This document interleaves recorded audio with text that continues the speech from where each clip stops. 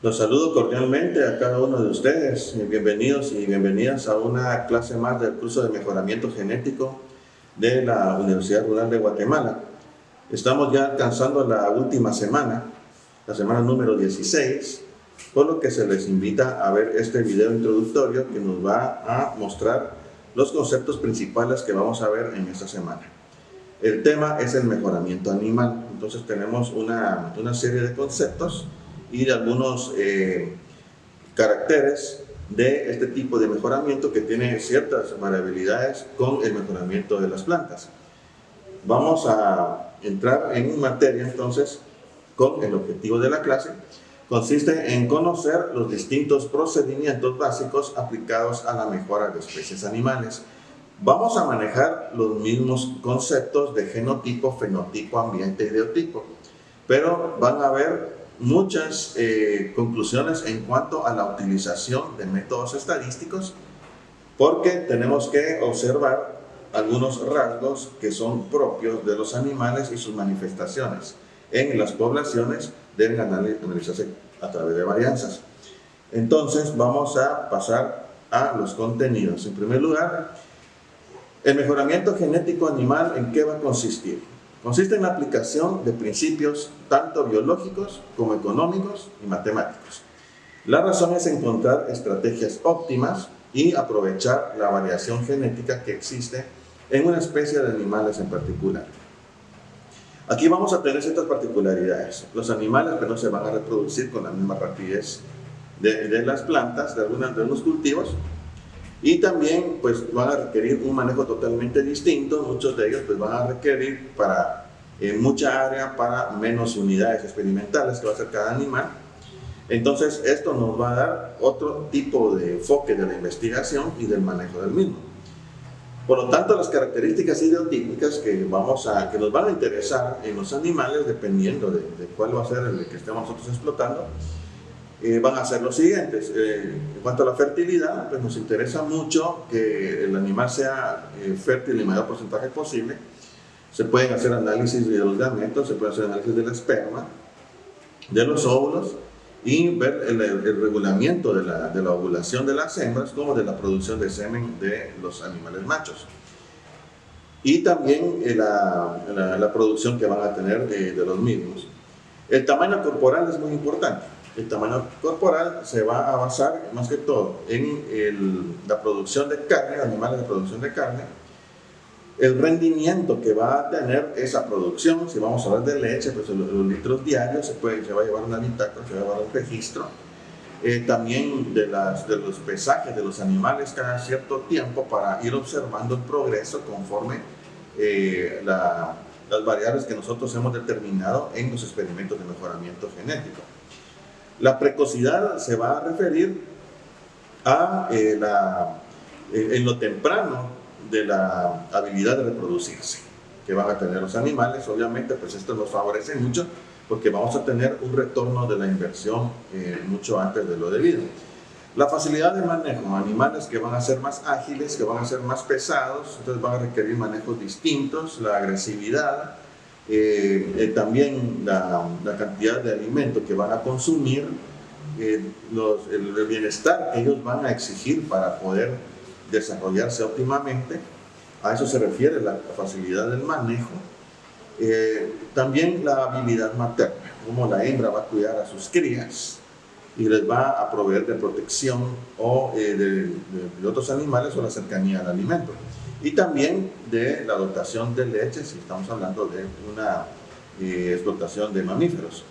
La calidad de los productos también, el sabor de los productos, qué tan manipulables pueden ser, qué tanto se conservan, cantidad de proteínas, cantidad de grasas, de vitaminas y de minerales y de lípidos que puedan estar presentes en esos productos, que nos van a dar la pauta para poder saber si es conveniente para cierto tipo de mercado o para otro. Entonces eso nos va a dar como resultado pensar en las metodologías de manejo de alimentos, conservación de los mismos y su posterior comercialización. Entonces estos van a ser como las características típicas o fenotípicas que nos van a interesar obtener de los animales. Aparte de ello, también podemos agregar animales que nos puedan servir como reproductores y tener una reserva genética que nos apoyará en la mejora de las siguientes generaciones. La obtención de la mejora genética superior se va a hacer de distintas maneras. En primer lugar, aumentando los genes favorables a través de la selección de los animales que van a tener las características mejores en cuanto a su especie. Como inciso B tenemos la recombinación de genes. Esa recombinación se va a dar a través del apareamiento de machos y hembras. Entonces, al tener esa recombinación de genes, debemos evaluar, al final de la diapositiva tenemos un ejemplo de esa recombinación de genes y cómo puede afectar en los porcentajes de ciertos fenotipos.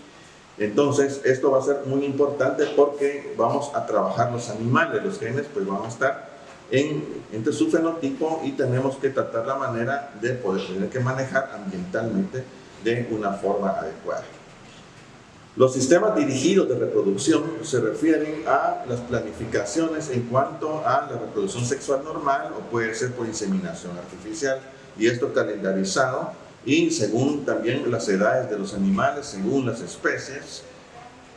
También tenemos que tener previsto dónde recibir a las crías y todo el proceso zootécnico y veterinario necesario para poder minimizar los riesgos y los errores experimentales.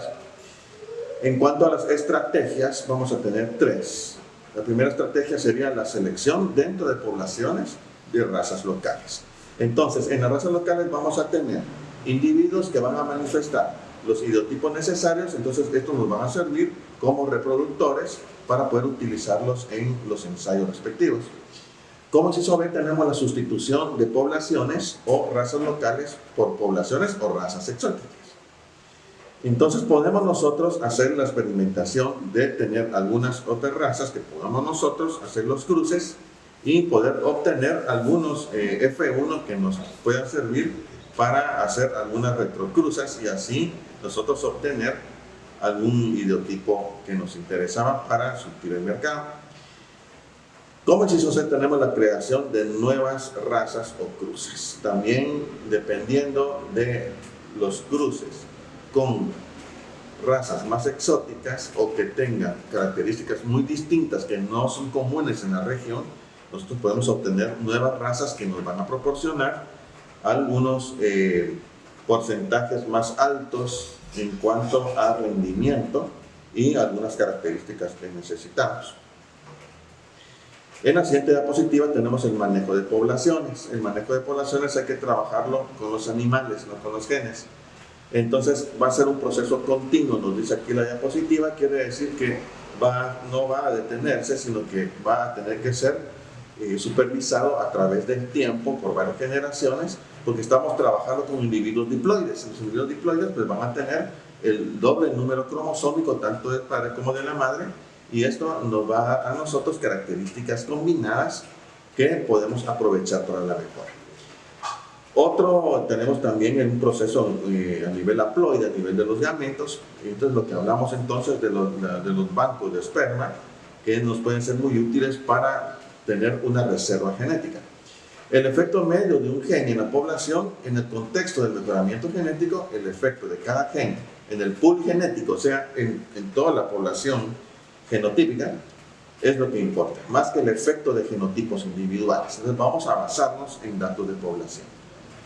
Y por último, en esta diapositiva dice el efecto de cierto alelo, ¿de qué va a depender? Va a depender de la frecuencia con la cual integrará distintos genotipos.